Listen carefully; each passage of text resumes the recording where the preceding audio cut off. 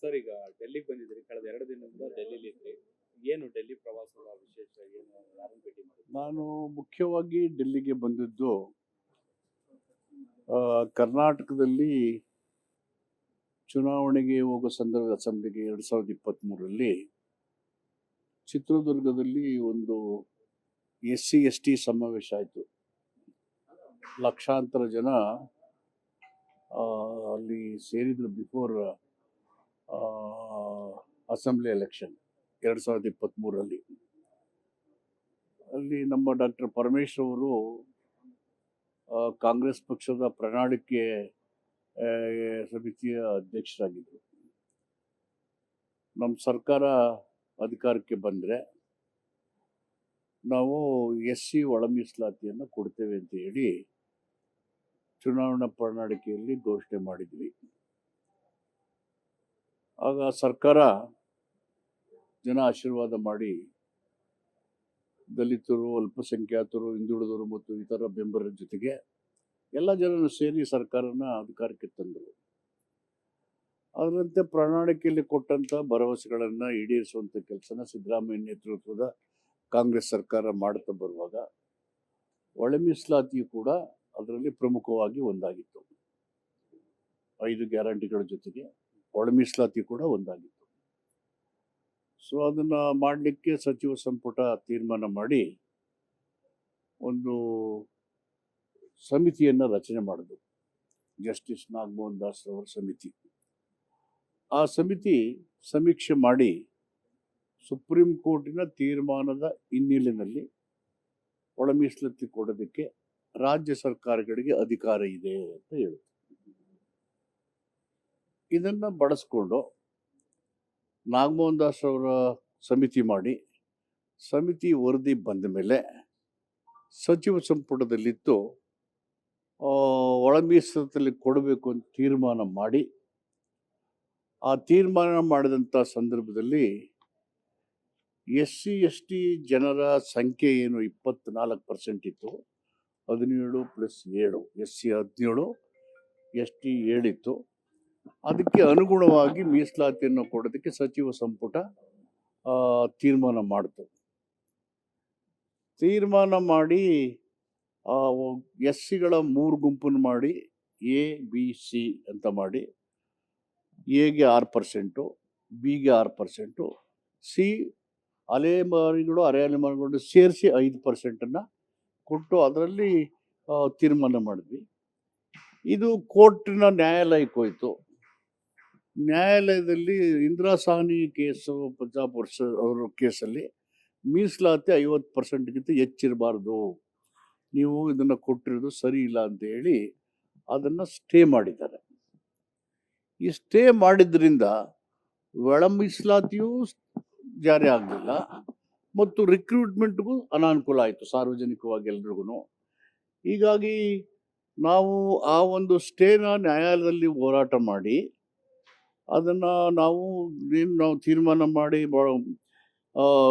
ಜನಸಂಖ್ಯೆಗೆ ಅನುಗುಣವಾಗಿ ಮೀಸಲಾತಿ ಕೊಟ್ಟು ನಮ್ಮ ಉದ್ದೇಶ ಇತ್ತಲ್ಲ, ಅದಕ್ಕೆ ನಾವು ಏನು ಮಾಡೋದು, ಅಸೆಂಬ್ಲಿನಲ್ಲಿ ಮತ್ತು ರಾಜ್ಯದ ಸ್ಟೇಟ್ ಅಸೆಂಬ್ಲಿ ಕೌನ್ಸಿಲಲ್ಲಿ ಯುನಾನಿಮಸ್ ರೆಸಲ್ಯೂಷನ್ ಮಾಡಿದ್ವಿ. ಆ ಯುನಾನಿಮಸ್ ರೆಸಲ್ಯೂಷನ್ ಏನು ಅಂದರೆ, ಇದು ಕೇಂದ್ರ ಸರ್ಕಾರ ಪಾರ್ಲಿಮೆಂಟ್ ಎನ್ಯಾಕ್ಟ್ ಮಾಡಿ 9th ಶೆಡ್ಯೂಲ್ ಸೇರಿಸಿ 24% ಮೀಸಲಾತಿಯನ್ನು ಜನಸಂಖ್ಯೆಗೆ ಕೊಡೋದಕ್ಕೆ ಯುನಾನಿಮಸ್ ರೆಸಲ್ಯೂಷನ್ ಮಾಡಿ ಕಳಿಸ್ಕೊಟ್ಟಿದ್ದೀವಿ. ಕೇಂದ್ರ ಸರ್ಕಾರಕ್ಕೆ ರೆಕಮೆಂಡ್ ಮಾಡಿ ಕಳಿಸಿದ್ದೀವಿ. ಈ ನಡುವೆ ರಾಜ್ಯದಲ್ಲಿ ರಿಕ್ರೂಟ್ಮೆಂಟ್ಗೆ ತೊಂದರೆ ಆಗಬಾರ್ದು ಅಂತೇಳಿ ಹಿಂದೆ ಇದ್ದಂಥ 15% ಮೀಸಲಾತಿಗೆ ನಮ್ಮನ್ನು ಸೀಮಿತಗೊಳಿಸ್ಕೊಂಡು ಇನ್ನು ಉಳಿದಿರೋಂಥ 6%ನ್ನು ಸುಪ್ರೀಂ ಕೋರ್ಟ್ ನ್ಯಾಯಾಲಯದ ತೀರ್ಪನ್ನು ನಾವು ಗಮನದಲ್ಲಿಟ್ಕೊಂಡು ಅದು ನಮ್ಮ ಪರವಾಗಿ ಆಗುತ್ತೆ ಅಂತ ಆಸೆ ಇದೆ. ಕಾನೂನಾತ್ಮಕ ಹೋರಾಟ ಮುಂದುವರಿಸ್ತೇವೆ. ಅದನ್ನು ಬ್ಯಾಕ್ಲಾಗ್ ಅಂತ ಟ್ರೀಟ್ ಮಾಡಿ 4% STಗೆ ಹೋಗುತ್ತೆ, 2% SCಗೆ ಬರುತ್ತೆ ಅಂತ ಟ್ರೀಟ್ ಮಾಡಿ ನಾವು ಕೊಡೋಣ. ಈಗ 15%ಗೆ ಮೀಸಲಾತಿ ಕೊಡೋಣ ಅಂತ ಹೇಳಿ ಪ್ರಪೋರ್ಷನೇಟ್ ಆಗಿ 25 A, 5.25 B ಮತ್ತು 4.5 C ಅದರಲ್ಲಿ ಒಂದು ಕಂಪಲ್ಸರಿ ಅಲೆಮಾರಿಗೆ ಹೋಗ್ಬೇಕು. ಅದರಲ್ಲಿ 20% ಅಲೆಮಾರಿಗೆ ಕೊಡ್ತೀವಿ.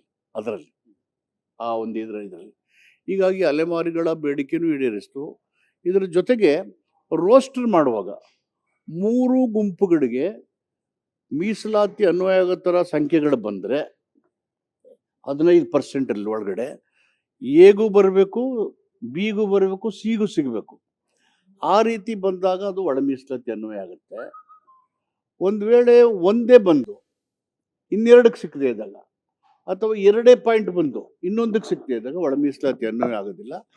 ಅದನ್ನ SC ಗುಂಪಲ್ಲೇ ಓಪನ್ ಆಗಿ ಅವ್ರು ಕೊಟ್ಟದ್ದು, ಅಲ್ಲಿ ಕಾಂಪೀಟ್ ಮಾಡಿ ಯಾರು ಬೇಕಾದ್ರು ಎಗೂ ಸಿಗ್ಬೋದು, ಬಿಗೂ ಸಿಗ್ಬೋದು. ಈ ತೀರ್ಮಾನ ಮಾಡಿದ್ದೀವಿ. ಇದು ಬೆಸ್ಟ್ ಆಪ್ಷನ್ ಇರೋದ್ರಲ್ಲಿ ನಮಗೆ ಅವೈಲಬಲ್ ಇತ್ತು. ಈ ತೀರ್ಮಾನದಿಂದ ಹೆಚ್ಚು ಕಡಿಮೆ ಎಲ್ಲರೂ ಕೂಡ ಸಮಾಧಾನ, ಎಲ್ಲ ವರ್ಗ 101 ಜಾತಿಗಳಿದ್ದವರು SC ಗುಂಪಲ್ಲಿ ಆ ಒಂದು ಶೆಡ್ಯೂಲಲ್ಲಿ ಅವ್ರಿಗೆ ಬೈ ಆ್ಯಂಡ್ ಲಾರ್ಜ್ ಸಮಾಧಾನ ಆಗುತ್ತ ರೀತಿಯಲ್ಲಿ ಕೊಟ್ಟಿದ್ದೇವೆ. ಸೊ ಈ ತೀರ್ಮಾನದಿಂದ ದಲಿತರು ಒಗ್ಗಟ್ಟಾಗಿ ಹಾಗೇ ಇರಬೇಕು ಮತ್ತು ಅನುಕೂಲಗಳನ್ನು ಪಡ್ಕೋಬೇಕು ಅನ್ನೋ ತೀರ್ಮಾನ. SC STಗಳ ಯಾವುದೇ ಆದಂಥ ಮೀಸಲಾತಿ ವಿಚಾರವನ್ನು ಮಾಡುವಾಗ ಕಡ್ಡಾಯವಾಗಿ ನಾವು SC ಕಮಿಷನ್ಗೆ ತಿಳಿಸಬೇಕು. ಆ SC ಕಮಿಷನ್ಗೆ ತಿಳಿಸಬೇಕು ಅನ್ನೋ ಕಾರಣಕ್ಕೇ ನಾವು ಈಗಾಗಲೇ SC ಕಮಿಷನ್ನ ಭೇಟಿ ಮಾಡಿ ನಿನ್ನೆ ಅವ್ರಿಗೆ ಕೂಲಂಕುಷವಾಗಿ ನಮ್ಮ ತೀರ್ಮಾನವನ್ನು ಹೇಳಿ ಕಾಪಿಯನ್ನು ಕೊಟ್ಟು ಅವ್ರ ಗಮನಕ್ಕೆ ತಂದಿದ್ದೇವೆ. ಆರ್ಟಿಕಲ್ 338 ಸಮಥಿಂಗ್ ಇದರಲ್ಲಿ ಅವರು ಕಡ್ಡಾಯವಾಗಿ ತಿಳಿಸಲೇಬೇಕು. ಹೀಗಾಗಿ ಕೊಟ್ಟಿದ್ದೇವೆ. ನಮ್ಮ ತೀರ್ಮಾನವನ್ನು ಸರ್ಕಾರದಿಂದ ಅವ್ರ ಗಮನಕ್ಕೆ ತಂದಿದೆ. ಅದೇ ರೀತಿಯಲ್ಲಿ ಸೋಷಿಯಲ್ ಜಸ್ಟಿಸ್ ಮಿನಿಸ್ಟ್ರಿಗೆ ನಾವೇನು 17% 5% ಮೀಸಲಾತಿ ಪ್ರಪೋಸ್ಟ್ ಇದೆ, ಅದನ್ನು ನೀವು ಪಾರ್ಲಿಮೆಂಟಲ್ಲಿ ಎನ್ಯಾಕ್ಟ್ ಮಾಡಿ 9 ಶೆಡ್ಯೂಲ್ ಸೇರಿಸ್ಬೇಕಂತ ಮನವಿಯನ್ನು ಕೂಡ ಕೊಟ್ಟಿದ್ದೇವೆ.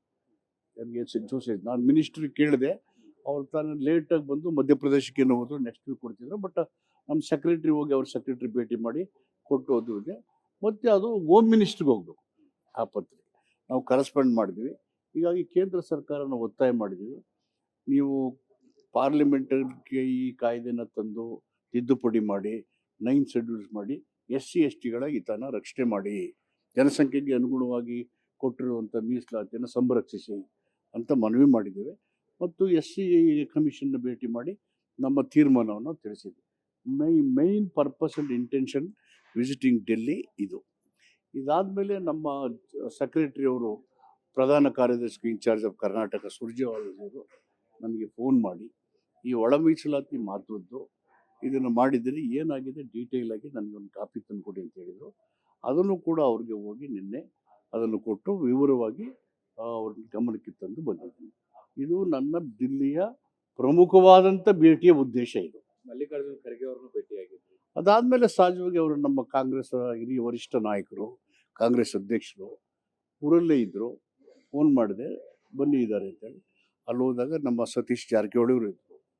ನಾವು ಅವ್ರು ಕೂತು ಹಾಗೆ ಅವ್ರು ಭೇಟಿ ಮಾಡಿ ಅಲ್ಲಿ ಬೇರೆ ಏನು ಚರ್ಚೆ ಆಗಲಿಲ್ಲ. ನನ್ನ ಉದ್ದೇಶ ಹೇಳಿದ್ದು ಈ ಒಂದು ಒಳ ಮೀಸಲಾತಿ ಮತ್ತು ಜನಸಂಖ್ಯೆ ಮೀಸಲಾತಿಯನ್ನು ತರೋದಕ್ಕೆ ತಿದ್ದುಪಡಿ 9 ಶೆಡ್ಯೂಲ್ ಸೇರಿಸಿ ಅಂತ ಹೇಳೋದು. ಸರ್, ಈಗ ನಿನ್ನೆ ನಾವು ಸೇರಿದಂತೆ ಸಲೀಂ ಅಹಮದ್ ಇರ್ಬೋದು, ಹರಿಪ್ರಸಾದ್, 4-5 ಜನ ಸೇರಿ ಊಟದ ಆ ಸಮಯದಲ್ಲಿ ಎಲ್ಲರೂ ಒಟ್ಟಾಗಿ ಸೇರಿ ರಾಜಕಾರಣದ ಬಗ್ಗೆ ಮಾತಾಡ್ತಾರೆ. ಇಲ್ಲಿ ನನ್ನ ಮಗ ಸುನೀಲ್ ಬೋಸ್ MP ಆಗಿದ್ದಾರೆ.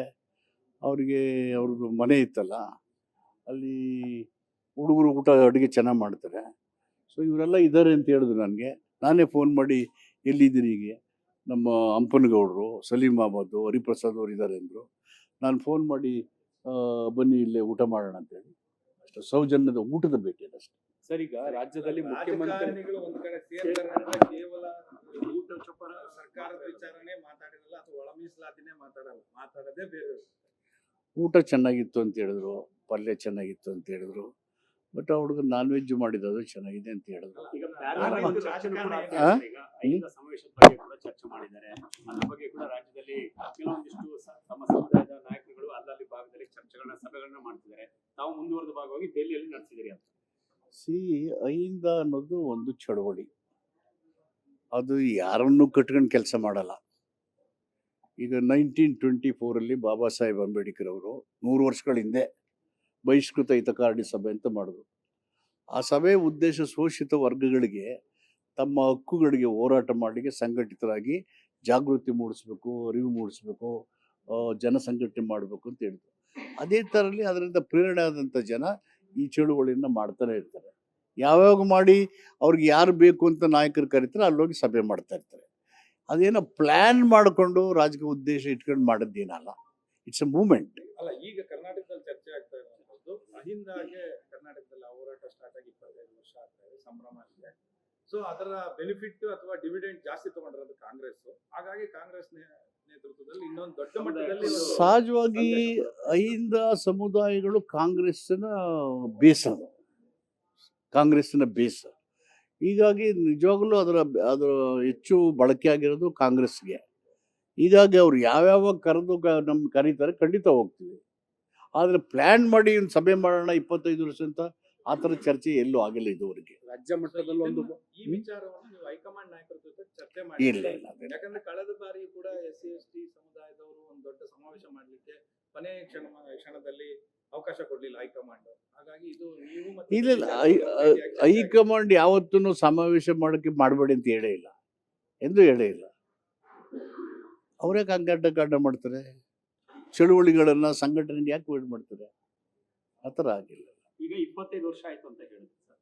ಸೊ ಅದರ ದೊಡ್ಡ ಮಟ್ಟದಲ್ಲಿ ಒಂದು ಕಾರ್ಯಕ್ರಮ ಮಾಡಬೇಕು ಅನ್ನೋದಕ್ಕಾಗಲ್ಲ.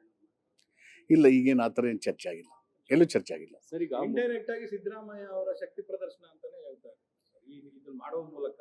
ಮತ್ತೆ ಯಾಕಂದ್ರೆ ಅಧಿಕಾರ ಹಸ್ತಾಂತರ ಡೈರೆಕ್ಟ್ಲಿ ಆರ್ ಇಂಡೈರೆಕ್ಟ್ಲಿ ಸಿದ್ದರಾಮಯ್ಯ ಶಕ್ತಿ ಪ್ರದರ್ಶನ ಮಾಡ್ಬೇಕು, ಅದಾಗತ್ತೆ ಇದೆ. ಸಿದ್ದರಾಮಯ್ಯ ಒಂದು ಶಕ್ತಿನೇ. ಹೀಗಾಗಿ there is no question of direct and indirect. ಅಲ್ಲ, ಈಗ ಕಾಲ ಮ್ಯಾಚ್ ಆಗ್ತಾ ಇದೆ ಅಂತ. ಈಗ ಸಿದ್ದರಾಮಯ್ಯ ಅವ್ರನ್ನ ಬದಲಾಯಿಸಬೇಕು, ಮುಖ್ಯಮಂತ್ರಿ ಬದಲಾವಣೆ ಚರ್ಚೆ ಆಗ್ತಿರೋ ಹೊತ್ತಲ್ಲೇ ಈ ಅಹಿಂದ ಸಮಾವೇಶಗಳು ಚರ್ಚೆ ಆಗ್ತಾ ಇರೋ ಈ ಚರ್ಚೆಗಳಲ್ಲಿ ನನಗೆ ಗೊತ್ತಿಲ್ಲ, ನಿಮ್ಗೆ ಎಷ್ಟು ಗೊತ್ತಿದೆ ನನಗೆ ಗೊತ್ತಿಲ್ಲ. ಬಟ್ ಇವೆಲ್ಲ ಏನಾಗ್ಬೇಕು ಹೈಕಮಾಂಡ್ ತೀರ್ಮಾನ ಅಲ್ವಾ. ಅವರು ಕೂಡ ಇತ್ತೀಚೆಗೆ ಪೇಪರ್ ಅಲ್ಲೇ ಜಾಹೀರಾತಲ್ಲಿ ಬಂದಿತ್ತು, ಜೊತೆಗೆ ಅವರು ಸಂದೇಶವನ್ನ ಕೊಟ್ಟಿದ್ರು ಅಹಿಂದ ಸಮಾಜಕ್ಕೆ. ಸೊ ಅದು ಒಂದು ಪ್ಯಾರಲಲ್ ಸಂದೇಶ. ಈಗ ದೊಡ್ಡ ಮಟ್ಟದಲ್ಲಿ ಕಾರ್ಯಕ್ರಮ ಮುಖಾಂತರ ಒಂದು ಸಂದೇಶ ಕೊಡೋ ಪ್ರಯತ್ನ. ಇವೆಲ್ಲ ಯಾವ ಪ್ರಯತ್ನ ಅಂತ್ಯಕಂತೆಗಳು ಇವೆಲ್ಲ ಅಷ್ಟೇ, ಓನ್ಲಿ ಅಂತ್ಯಕಂತೆಗಳು. ನಿನ್ನೆ ಕೂಡ ರಾಜಣ್ಣ ಅವರು ಒಂದು ಮಾತು ಹೇಳಿದ್ದಾರೆ. ಸೊ ಸಿದ್ದರಾಮಯ್ಯ, ರಾಹುಲ್ ಗಾಂಧಿ ಅವರು ಹೇಳಿದ್ರೆ ರಾಜಣ್ಣ ಅವ್ರು ಏನು ಹೇಳಿದಾರೆ ಗೊತ್ತಿಲ್ಲ. ಹೈಕಮಾಂಡ್ ಏನು ಹೇಳ್ತಾರೆ ನಮ್ಮ ಪಾರ್ಟಿಲಿ ಅದೇ ಫೈನಲ್ ಅಲ್ಲ. ಎಲ್ಲರೂ ಅದಕ್ಕೆ ಬದ್ಧರಾಗಿರ್ಬೇಕಾಗುತ್ತೆ. ಪಾಟೀಲ್ ಹೈಕಮಾಂಡ್ ಯಾಕೆ ತುಂಬಾ ನಿಧಾನವಾಗಿ ನಿರ್ಧಾರಗಳನ್ನ ತೆಗೆದುಕೊಳ್ಳೋದಕ್ಕೆ ತಡ ಮಾಡ್ತಿರುವಂಥದ್ದು? ಯಾಕೆ ಪಕ್ಷಕ್ಕೆ ಅದು ಡ್ಯಾಮೇಜ್ ಅಲ್ವಾ? ಕರ್ನಾಟಕದಲ್ಲಿ ಇಷ್ಟೊಂದು ಶಕ್ತಿಯಾಗಿರುವಂತ ಕಾಂಗ್ರೆಸ್ಸಿಗೆ ಈ ರೀತಿ ನಿರ್ಧಾರಗಳು ಹೊಡೆತ ಕೊಡುತ್ತಲ್ವಾ? ಹೈಕಮಾಂಡ್ಗೆ ಎಲ್ಲ ಗೊತ್ತಿದೆ, ಯಾವಾಗ ಏನ್ ಮಾಡಬೇಕು ಅಂತ ಅವ್ರು ಮಾಡ್ತಾರೆ. ಸರ್, ಈಗ ಬಹಳ ಜನ ಹಿರಿಯ ಶಾಸಕರು ನಮಗೂ ಮಂತ್ರಿ ಮಂಡಲದಲ್ಲಿ ಅವಕಾಶ ಸಿಗಬೇಕು ಅನ್ನೋ ತರದಲ್ಲಿ ಮೊನ್ನೆ ಒಂದಿಷ್ಟು ಜನ ಬಂದು ಎಲ್ಲ ಹೈಕಮಾಂಡ್ ನಾಯಕರನ್ನ ಭೇಟಿ ಮಾಡಿ ಮನವಿ ಕೊಟ್ಟು ಹೋಗಿದ್ದಾರೆ. ರೀಶಫಲ್ನ ಯಾವಾಗ ಎಕ್ಸ್ಪೆಕ್ಟ್ ಮಾಡಬಹುದು? ಹೈಕಮಾಂಡ್ ಯಾವಾಗ ತೀರ್ಮಾನ ಮಾಡುತ್ತೆ ಆವಾಗ ಆಗುತ್ತೆ. ಯಾರು ಶಾಸಕರು ಮಂತ್ರಿ ಕೇಳಿದ್ರೆ ಇನ್ಯಾರು ಕೇಳ್ತಾರೆ? ತಪ್ಪಿಲ್ಲ ಅದರಲ್ಲಿ. Thank you.